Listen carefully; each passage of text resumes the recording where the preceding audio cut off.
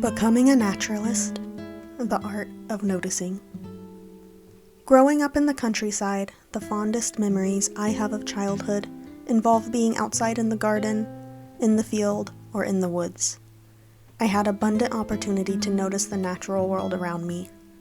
Like the oak tree I would lay under on summer afternoons, the puffball mushrooms I stomped underneath that same tree, the shrews and meadow voles I found and kept as pets, the bunny nest found under the shed, gray squirrels raised and released, and more bird species at the bird feeders than I could ever count. It was a childhood rich in wildlife and exploration of that wildlife.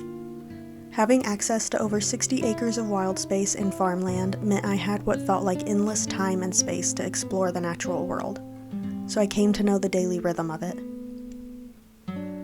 My relationship with the natural world informed other aspects of my life as well, and through childhood I dreamt of careers that would strengthen that relationship. From a science teacher to a large animal veterinarian to a herpetologist, the foundation of all of these dreams was the same: a desire to pursue a dedicated and passionate study of the natural world. Though my dreams have changed as I've gotten older, that foundation remains. Because it was with me as long as I can remember, I couldn't pinpoint an exact moment my interest in nature took shape. However, there are a few specific moments over the years that led me to be the artist I am today. At around 9 years old, I made a discovery that ultimately decided the course of my life. On a random afternoon, I found a book on my mother's bookshelf in the living room. The cover, having birds on it, caught my attention. I took it to my bedroom where I sat flipping through the pages on the edge of my bed. It was the most beautiful book I had ever seen.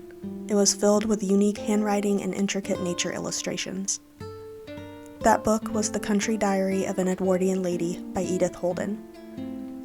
The Country Diary of an Edwardian Lady is a book written by Edith Holden in the year 1906 as a teaching aid to the nature class she taught on Friday afternoons at a school for girls. She would collect specimens and paint them in her journal, then bring fresh specimens to class for the girls to paint in their own journals. She also took them on outings and taught them how to observe in the natural world. I had held in my hands on that day the very first nature journal I had ever seen. I didn't know it at the time, but about 15 years later, that book would be the very reason I'd start my own nature journal practice. It was sometime between that afternoon and the day I wrote my first nature journal entry, somewhere in my earlier 20s, when I discovered Beatrix Potter as something other than a children's book author and illustrator. Though I had grown up in those early days reading her stories, I was surprised to come across an illustration she had made of 2 species of mushroom. It turns out, not only had she been a children's book author and illustrator, she had also been an amateur mycologist, spending about 15 years of her life in dedicated study of the fungi she came across on her woodland walks. The entirety of her 20s was spent illustrating mushrooms, and with the help of acquaintance Charles Mackintosh, a Scottish naturalist with a focus on fungi, began an intense and passionate study that included forming theories on spore reproduction in certain species. Mackintosh would send her specimens by post, and in return, Beatrix would illustrate them. Though she wasn't taken seriously at the time, being a woman in science, her theories turned out to be correct. It was discovering Beatrix Potter's work in mycology that inspired me to not only start watercolor painting, but also nature painting. I bought a set of watercolors and began my nature painting practice. My first watercolor paintings were studies of Beatrix Potter's work, and I was lucky enough to see the very illustration that started my nature painting career in person during an exhibition of her work at the Frist Art Museum. So just as Beatrix Potter's 20s were spent illustrating fungi, so were mine. I painted my first mushroom illustrations in January of 2018. This so far almost 10-year fascination with one of the most diverse groups of organisms in North America continues today. There are a few families of fungi I take particular interest in, including the Amanita family, the ones depicted in that illustration of Beatrix Potter's. Though fungi were widely considered plants in the time Beatrix Potter was studying them, they are now known to be their own distinct kingdom, separate from plants and animals. Mushrooms are the fruiting body of the much larger and more complex fungi system made of mycelium. It's from the mycelium that the mushrooms grow, and while we see the mushroom, the mycelium remains mostly underground, where it absorbs nutrients and connects with other organisms. Because of this network, mushrooms have the ability to communicate with each other, as well as with the plants around them, such as trees. There are many species of mushrooms that are associated with certain species of trees, like the Cortinarius species with beech, the birch bolete with birch, the morel with elm, and the shiitake with the magnificent oak. Much like mushrooms, trees also form connections and communicate with the plants around them. And they do this by using what's called mycorrhizal fungi, which again uses its mycelium to form relationships with other organisms. Trees have long been a source of inspiration for me. I love black walnut trees, being one of the first trees to change color for the autumn. I love shagbark hickories with their peeling bark. I love buckeye trees and maple trees. Though all of these trees and many others are interesting to me, one type of tree in particular is the most inspiring to me: the oak tree. I've noticed them as long as I can remember, but began studying them around 2 years ago. I feel I've come to know them quite well. I have a few favorite species: the bur oak, the post oak, and the chinkapin oak. They each have unique stories to tell. This love of the oak tree led me over time to my most recent artistic endeavor, a project about the various species of oak and the more than 2,300 species of mammal, bird, reptile, amphibian, insect, moss, and fungi that they support by offering shelter, sustenance, and life. I lived in the Blue Ridge in North Carolina for a year and remember yet another notable afternoon in my life. My husband and I went to the local used bookshop and bought books to read by the lake. It was that day, sitting by the lake underneath the oak trees, when I saw my first pileated woodpecker. And in studying the pileated woodpecker, I found they also have a love of oak trees. So I commemorated that day with an illustration of a pileated woodpecker with post oak and northern red oak leaves. That woodpecker went on to become the catalyst for the oak tree project. I began illustrating more species with oak trees or in oak tree environments. So far, I've illustrated the red fox, the cottontail rabbit, the gray squirrel, the eastern box turtle, the western toad, and the red-spotted salamander, just to name a few. All of these species rely on the oak for sustenance and shelter, or are associated with oak forests. Because the number of species associated with oaks is so high, I look forward to illustrating them for years to come. It was in January of 2022 that I started my first nature journal. I began my practice by posing a year-long challenge to myself, to begin dedicated and passionate study of the natural world by noticing and recording daily or almost daily in my nature journal. I called this challenge I created a year in the nature journal, to spend a year dedicated to noticing, and I've continued a year in the nature journal every year since then. I'm about to begin my 5th year in the nature journal this January. In doing this challenge, I've strengthened my interest, passion, and understanding of the natural world. Nature journaling is a mindful activity helping me feel more connected to the world around me. I must pay attention when I sit by the pond or walk through the woods. I must pay attention when I hear a bird calling from the trees. I must pay attention when I hold paintbrush to paper to copy the veins in a leaf or the subtle color changes of a mushroom cap.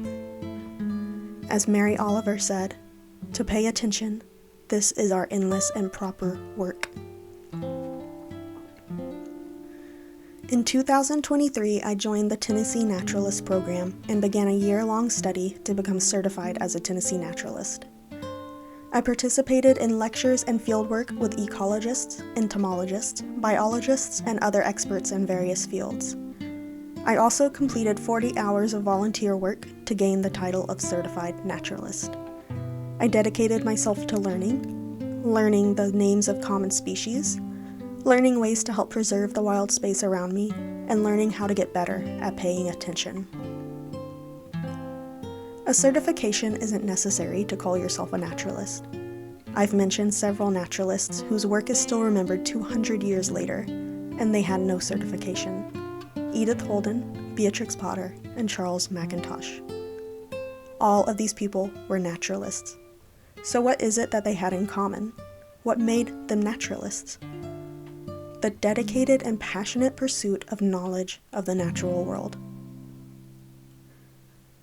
A naturalist is someone who studies the natural world, particularly through the direct observation of plants and animals. They are often passionate about nature, enjoy exploring it and sharing their knowledge with others. They observe relationships between organisms and their environments and how these organisms change over time. Because I enjoy learning, I feel I'll always be in the pursuit of knowledge. Learning how to share that knowledge is a large facet of being a naturalist. The more I know, the more I can help others know. Though I began my naturalist endeavor at a young age, it's never too late to start. But you must start. In a time when we are at risk of losing more natural space than ever, it's of the utmost importance that we are undertaking the task of discovering, studying, and recording the natural world.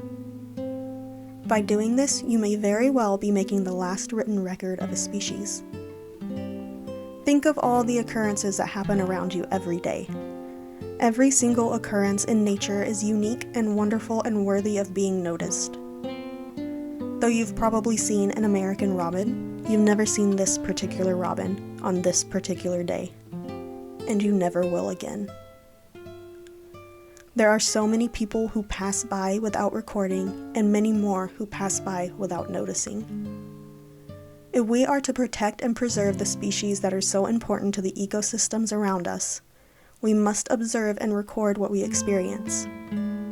Be active in pursuing the discovery of the things that you are most passionate about. Start with your own curiosity and let that lead your practice.